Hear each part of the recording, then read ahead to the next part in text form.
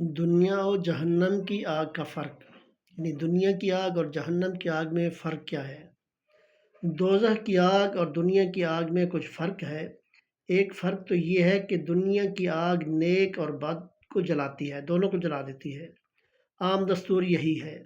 چنانچہ حضرت جرجیس علیہ السلام اللہ کے پیغمبر تھے، آگ نے ان کو جلایا۔ حضرت موسیٰ علیہ السلام کی زبان انگارہ رکھنے کی وجہ سے جل گئی تھی۔ تو عام دستور یہی ہے۔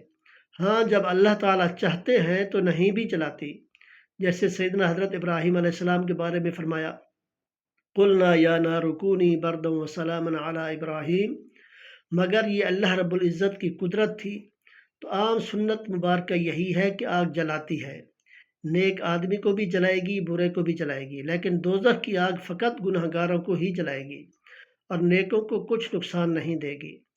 تو دنیا کی آگ پانی سے بجھ جاتی ہے، جبکہ جہنم کی آگ گناہ گار مومن کی آنکھوں سے نکلے ہوئے آنسو سے بجھ جاتی ہے۔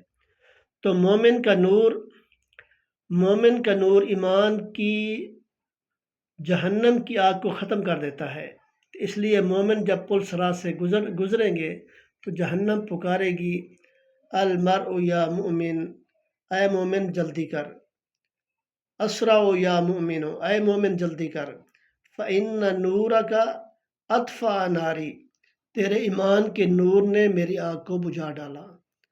تو یہ جو ہے جہنم کی آگ ہوگی، دنیا کی آگ جلا دیتی ہے، اور جہنم کی آگ جو ہے صرف گناہ گاروں کو ہی جلائے گی اور مومنوں کو جو ہے نہیں جلائے گی۔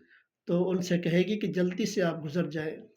تو ان سے جو ہے جہنم کی آگ سے بچیں، اور بچنے کا ایک ہی طریقہ ہے اللہ اور اس کے پیارے محبوب علیہ الصلوۃ والسلام پر ایمان لائیں، ان کے بتائے ہوئے طریقے پر زندگی گزاریں۔ تو یہ جو ہے عمل ہے، تو دعا ہے اللہ تعالیٰ ہم سب کو عمل کی توفیق عطا فرمائے، آمین۔